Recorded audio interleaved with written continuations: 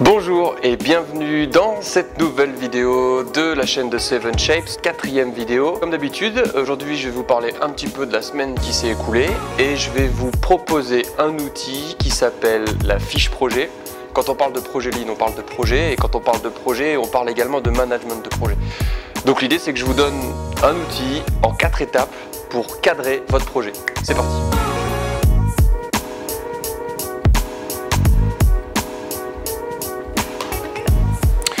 Donc du coup, la semaine dernière, je suis allé à Cobalt à Poitiers, à Startinov le lundi. On a travaillé sur deux outils, l'UX et l'UI, pour User Experience et User Interface.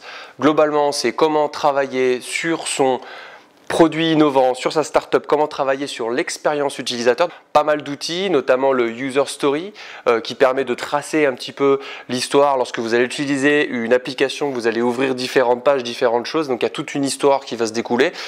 Donc l'idée de cet outil-là, c'est de mettre en relief, potentiellement également sur un mur, par exemple, avec des post-it, retracer toute cette phase d'expérience. Donc voilà, donc on a eu, comme d'habitude, une phase de théorie et une phase de pratique sur des cas pratiques et sur nos cas à nous. Deuxième journée, donc le mardi, j'ai travaillé au bureau. Donc là, je viens de faire l'acquisition de mes premiers bureaux. Donc Seven Shapes s'agrandit. J'ai également 2 stagiaires avec qui je travaille, donc c'est super bien. Sur du développement et sur du graphe, donc plutôt de la partie visuelle. L'après-midi, donc je suis allé à Startinov, donc je suis retourné à Poitiers pour faire le point avec l'expert en résidence. Donc on a super bien échangé, j'ai super bien avancé. Comme d'hab, les points en face à face, c'est vraiment le top. Troisième journée, j'ai passé ma journée au bureau à travailler sur mes papiers, sur des propositions pour des clients et à travailler sur mon projet innovant. Jeudi matin, j'ai travaillé un petit peu au bureau et puis l'après-midi, j'ai pris mon week-end, donc jeudi après-midi, vendredi, samedi, dimanche. Voilà pour ma semaine. Je vous en ai parlé lors de cette introduction. Je vais vous donner un outil pour cadrer votre projet. Alors souvent, ce que je remarque, c'est que dans un projet Lean ou dans n'importe quel projet, souvent la première étape, qui est l'étape de préparation, l'étape de cadrage du projet, est assez mal faite, ou alors soit elle est très complète, trop complète, les gens y passent beaucoup trop de temps, ou alors ils passent pas du tout de temps et vont potentiellement utiliser leur énergie sur un problème qui n'est pas le bon.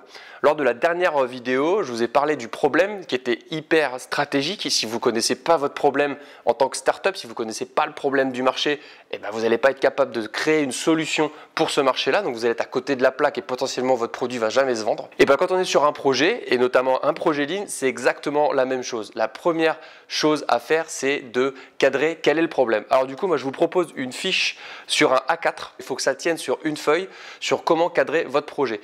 Et moi j'ai 4 étapes clés pour organiser ce cadrage. 4 étapes. Première étape, d'abord, c'est choisir son périmètre projet. Le périmètre projet, c'est-à-dire sur quoi vous allez travailler, quel est le segment. Donc si on parle d'un projet Lean, ça va être quelle est la famille de produits que vous ciblez. Est-ce que c'est celle qui génère le plus de chiffre d'affaires? Est-ce que c'est un seul produit? Est-ce que c'est une famille de produits? Est-ce que c'est celle qui prend le plus de mètres carrés? Est-ce que c'est celle qui génère le plus d'heures travaillées, etc., etc. Donc les règles de base pour un brainstorming, pour moi, première chose, vous filez des post-it à tout le monde, post-it illimité pour tout le monde, chacun écrit gros sur le post-it et vous posez une question à votre auditoire, c'est qu'est-ce qui vous pose le plus de problèmes tous les jours sur votre périmètre. Que ce soit des problèmes qualité, RH, sécurité, humain, production, organisationnel. Et deuxième règle, vous allez avoir une phase de divergence. Tout le monde va écrire ses problèmes sur ses post-it et chacun va venir coller ses post-it sur un papier craft, sur un tableau ou sur un paperboard par exemple. Et chacun va expliquer son post-it et essayer de le commencer à pré-classer ces différentes choses. Donc une troisième phase qui est la phase de convergence où vous allez créer des groupes de différentes familles. Vous allez compter le nombre de post-it par lot et vous allez avoir 2-3 familles qui vont remonter. Et bien ces 3 familles, 4 familles, 5 familles que vous allez remonter, ça va être vos 5 familles de problèmes que vous allez avoir tout de suite dans votre fiche projet. Ensuite, deuxième étape, les objectifs avec les indicateurs, c'est lié. Moi, je préconise de mettre 4 objectifs grand max, voire 3 objectifs. Donc les objectifs, pour ceux qui connaissent, ils doivent être SMART, c'est-à-dire S-M-A-R-T, S pour spécifique, M pour mesurable, A pour acceptable. 3, il doit être réaliste, c'est-à-dire que vous pouvez l'atteindre. Par exemple, je veux quadrupler mon chiffre d'affaires en 2 mois sur le périmètre que vous aurez choisi. Ça, c'est pas quelque chose de très réaliste. Et ensuite, est-ce qu'il est réaliste dans le temps? Une fois que vous avez défini vos objectifs, vous définissez vos indicateurs. Objectif 1, indicateur 1. Deuxième étape, on va être sur les livrables. C'est-à-dire que vous allez écrire 4-5 grands livrables autour de votre projet. Donc par exemple, si votre projet c'est plutôt un projet de réimplantation de machine par exemple, vous allez déjà dire voilà, mon premier objectif c'est de réimplanter, de définir un plan d'implantation plus optimal. Deuxième livrable, ça pourrait être je veux appliquer les principes du 5S. Et troisième livrable, ça va être de mettre en place une animation de performance pour maintenir un petit peu toute cette performance-là ou toute cette implantation que vous aurez choisie pendant votre événement. Quatrième étape, alors je ne m'attarde pas trop sur cette étape-là, mais globalement, moi j'aime bien définir des macro-risques. Je crée souvent un deuxième A4 autour de ces macro-risques pour identifier quels sont les risques ou quelles sont les contraintes, qu'est-ce qui va vous contraindre. Par exemple, je parlais d'implantation, je ne sais pas, j'imagine une usine avec plein de poteaux partout, ça va vous poser des problèmes d'implantation, vous n'allez pas pouvoir faire ce que vous voulez. Si vous avez une usine avec 10 mm² disponible, avec aucun poteau et que c'est super bien, vous avez énormément de possibilités. Donc, fiche projet en 4 étapes. Première étape, vous définissez votre périmètre et vous brainstormez sur vos problèmes en 4 étapes également. Vous filez les post-it à tout le monde, vous donnez les règles. 2, vous avez une phase de divergence, tout le monde écrit ses problèmes sur un post-it, un problème, un post-it. 2, une phase de convergence, vous regroupez les différents thèmes. 4, vous comptez les différents post-it par thème.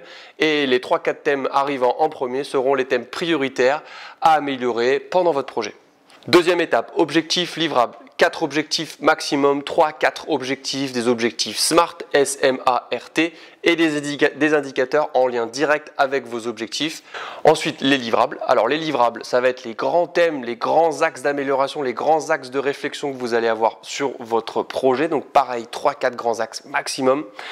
Et ensuite, les macro-risques et les macro-contraintes. Pareil, 3-4 grands risques, 3-4 grands contraintes. Globalement, vous allez... Du coup, moi, je vous souhaite une bonne semaine. J'espère que cet outil va vous être utile. Si vous souhaitez les slides, par exemple, je peux vous les donner, il n'y a pas de problème. Envoyez-moi votre email, laissez-moi votre email en commentaire et je vous donnerai les différents slides. Du coup, je vous souhaite une bonne semaine. Moi, je suis reparti pour une semaine. Je vais avoir de la startup, du Cobalt, du client, du bureau. Bref, j'ai plein de choses à faire. Profitez bien de votre semaine. Je vous dis à dans une semaine et à bientôt. Ciao!